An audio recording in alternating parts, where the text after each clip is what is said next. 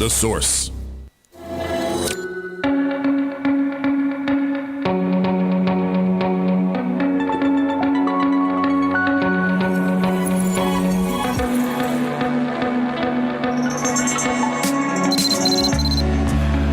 All right, 22 minutes after 11 o'clock. Thank you for tuning in.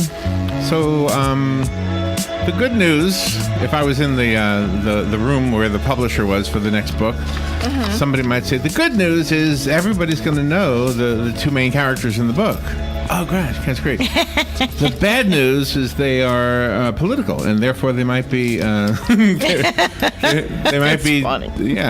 Polarizing. I guess that's the word I wanted to use right there. Oh my gosh, this is such a fun book. It's called Hope Never Dies. It's written by Andrew Shaffer, and the two main characters are Barack Obama and Joe Biden. Oh my gosh, it's just it's great, really. So let's say good morning to Andrew. We got a very short interview with him. Good morning, Andrew. How are you? Hi there, I'm doing good, Larry. Thanks for having me on. And see, Joe Biden, I never knew was an Amtrak fan. I love Amtrak, even though it's a long ride. Well, yeah, I'd imagine in Florida, right? It's a long ride, but on the in the Northeast, it's just him commuting back and forth every day to the Senate. He would ride 4 hours a day. Yeah. No, I guess that's a long while, but he would conduct business and do whatever else he had to do. But he had to get back home to his family in Delaware every night. So. And that was true, right? And he really did have a friendship with the conductor, right? Oh, yeah. He actually calls the Amtrak workers his second family. That's how close he was to them. But, of course, during his years in the White House, he wasn't going back and forth anymore. So the book's really about, him going back to Delaware and sort of finding himself again, and also rediscovering his friendship with Barack Obama. So I was trying to imagine what it was like pitching this to a publisher. I want to know what this was like for you when you were sitting at the kitchen table or driving your car or wherever it was when the idea hit you. You must have just giggled. There must have been a tickle for you when the idea hit you, right? Well, yeah, I've been thinking about a Joe Biden book for a number of years, a detective story, or maybe having him be the protagonist of a cozy mystery. But it was when those bromance memes went around last year on the internet where people were just fawning over the relationship between Obama and Biden. Right. But I said, wait a minute, you need both of them for this to work. And at that point, that moment, it was, That's funny. I think it was less than a week after they were out of office, I sent my agent an email that said, Obama-Biden mystery. And she just sent an email back that said, OMG. That's too funny. And then another email that said, wait, are you kidding? I was like, no. I like the fact that Joe Biden is like the leader in this, and Barack Obama is his sidekick.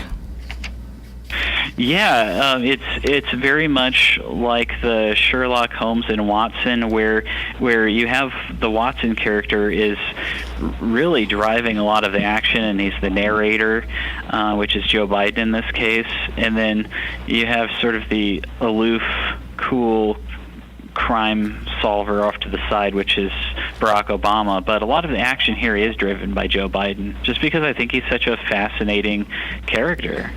But you also have it set in the reality of today with the opioid epidemic going on. Yeah, it's not just a book about all ice cream jokes or whatever else Joe Biden's into. There's some real life stuff that gets snuck in here, whether it's the opioid epidemic or they go to some cheap motels and biker bars, and there's a lot of stuff that's not funny in the book because it's very serious stuff, and so there's a balance of humor and seriousness that I hope comes off really well for the reader. Yeah, that is kind of my favorite genre, when somebody who is skilled at comedy puts together a serious story. I guess Woody Allen comes to mind. He does that a lot, where he'll have a serious thing going on, but still have he makes political points also, as you do. So do you tell me the story about pitching it to the publisher? Was it as I imagined? They said the good news and bad news. It's the two characters. The publisher Quirk Books is known for doing sort of off the wall stuff. They did Pride and Prejudice and Zombies. So once they saw this idea, they didn't bat an eyelash or anything. They go, oh, that's great. The only question was, how fast can we get this out before people forget about Barack Obama and Joe Biden? Oh, no. And the great news, it really worked out well in the sense that they have stayed out of the limelight quite a bit over the past year and a half here. And so that leaves a void where people want to know what they're doing and want to believe, that they're still best of friends like they were in the White House. And this is an action novel. It's like a Bullet, with all the chase scenes and the bad guys and everything. That's what it was reminiscent of to me. Yeah. A lot of my inspiration comes from like buddy cop movies, like Lethal Weapon and Tango and Cash. A lot of this stuff from the '80s, just because that's stuff that I really loved, and you don't see that a lot in books, especially where you have two characters like this who are men who are, they have some serious relationship talks. And when I think about like a buddy cop story, really it's a romance between two people. The two guys. You two guys, and the only difference is, I mean, I guess you could say guns go off in it too, as like a romance. So it's an interesting sort of. It's a different thing that you don't see too often in books, I think. There was an episode of Ellen when she had Michelle Obama as her guest, and they went to a CVS pharmacy. And in other words, the world we all live in suddenly was this person who doesn't seem like she'd ever be in the real world, either one of them. Even though we all know both of them came from poverty, and then, well, not poverty necessarily, but they. Yeah. The point is, you don't picture Mrs. Obama in a CVS pharmacy, right? And just like you don't picture Barack Obama in a cheap motel, right? Right. You don't picture that. Well, yeah. Right. I mean, I think you can picture Joe Biden a lot of places simply because I heard stories about him when he was like a senator. He would, if he was in Wilmington and he saw some voters, he would jump out of his car if someone else was driving, shake their hands, and then jump back in the car at a stoplight. I mean, oh, wow. You're like, that's who does pretty that? Amazing. Yeah. That is crazy. Yeah, Who does that? So kudos to him for doing that. Am I right? Is it polarizing? Do you have some people who don't even read it but just look at the cover and have an opinion for it or against it? I'm sure there are. Not as many as I guess I would say I hoped. Kind of like an inside joke, right? Yeah. Well, the thing is, I've had some people read it and say they're just mystery fans and say, you know what, there's not really a lot of heavy political themes in the book.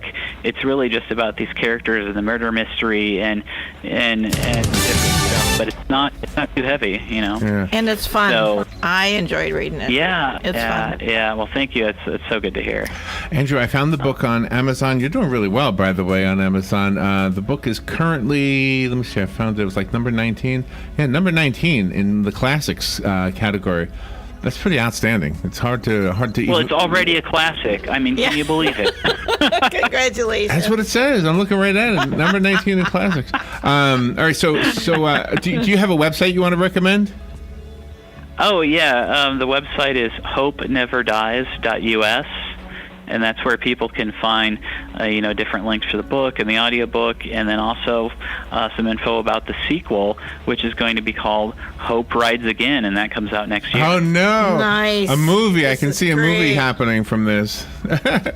Let's hope so. If you know somebody, put in a word for me. Oh, my gosh. I got a camera. Does that help? Yeah. Andrew Shaffer, thank you. Where are you? Where are you calling from? I'm calling from Lexington, Kentucky. Oh, my gosh. Nice. Okay. Well, thank you for calling in today. Nice to meet you, and good luck with the book. Hope Never Dies is the book. Thank you, Andrew. Thank you very much. It was a pleasure. You're welcome. We'll be right back.